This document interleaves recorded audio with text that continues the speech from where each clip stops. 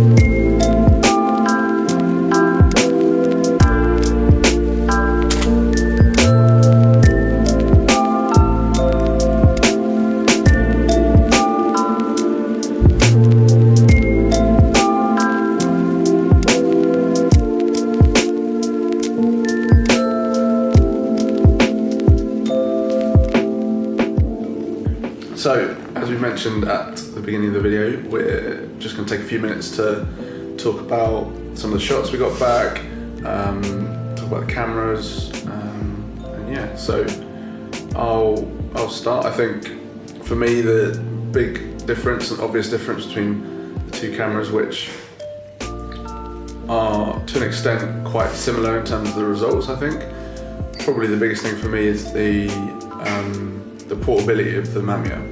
I think the results, I was really pleased with them, but I think the ability that Chris had to be able to move around, get shots easier, quicker, and as a result I think he got probably at least 10 or 20 more shots than I did, just because he had it ready on hand. And yeah, the ability to slightly and quickly reframe is obviously a huge advantage of the Pentax in that little situation, which kind of gave us some more behind the scenes stuff of you shooting and some slightly differently framed shots, which is quite nice to see in the end results. Not to say that either of them work better or worse than each other, I don't think, generally. Just the flow of the shoot is a different thing when using those two bodies. So I think I shot some black and white Ilford's XP2 at the beginning, which I think came out quite nice. When in post I've sort of edited that a little bit, just brought up the contrast a little bit. I think the XP2 for me is a little bit flat. I like to just sort of tweak that a little bit, so a bit of punch to it. Yeah, so I did that afterwards. Not too much, but just enough. And then I shot some portrait when we were up in the hills, which again didn't do too much to it, but I sort of, for me, where the scans that I've got back from the lab were a little bit too green for me. Yeah, a bit cold. Yeah, because there was quite a lot of grass and trees and things. I brought the green down a little bit on that, but apart from that, kind of left them as they are, which was cool. Yeah, they came back nice. I was shooting portrait as well, so obviously expecting to get quite similar results, but sent it to two different labs to get processed and scanned, and got back two slightly different results in terms of the balance of colours and tones. Mine came back a bit warmer, a bit more creamy, I think, in the highlights, which looked quite nice. They both look good, but obviously slightly different sort of widths of colour, I suppose. Yeah, there's a couple of shots that work quite well. There's quite a nice tight shot that I took with the Pentax, which is it's a 105, which is sort of a 50mm equivalent. Down at like 2.4, which is super shallow. You get his eyes, a little bit of the nose, and then the bridge of his nose. Hair starts to drop out, which is quite cool. There's another shot down by some overgrowth in some more kind of autumnal colours, even though we're sort of in the right middle of winter. There's still some yellowy oranges kicking out, which contrasted quite nicely with what he was wearing.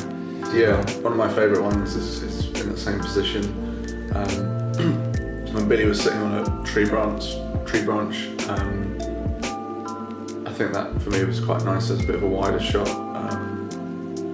And then possibly my other favourite is probably the black and white just at the start. I got quite a nice portrait of him sitting by the water fountain, which was nice. There was a nice one at the top in the black and white as well. I think that was up on the hills, where he's kind of in this sort of position, and there's a little bit of wind, and it's just caught the bottom of his jacket. Nice. And everything else is quite locked down and tight around him, and then the jacket is just flowing out, and it just kind of breaks up the continuity of the framing, and the fact that it's very structural and black and white, and orchestrated, and then you've got this little moment of kind of spontaneity, I suppose. I really like. I think you had one on in the town in front of the cinema, looking up. I think that was I really like that one as well, with the sort of the Art Deco cinema behind. Yeah, like the title. Screen, Yeah, I think that would have been good with a slightly wider lens as well, to get a little bit lower and have a bit more of the background surroundings in the look, but you're kind of restricted with that 50mm, but it's come out quite nice. So hopefully you enjoyed this episode. We've got another one coming up soon, which we've we just recently shot, which is in London. We're doing a similar sort of thing. Chris has come back for that one as well. We're basically going out on the streets, trying to sort of doing a bit of street photography, but also trying to find some interesting people to photograph and take their portraits. So stay tuned, like and subscribe. Oh, leave a comment. Oh! I'm not going to use that. I think we could. You really should.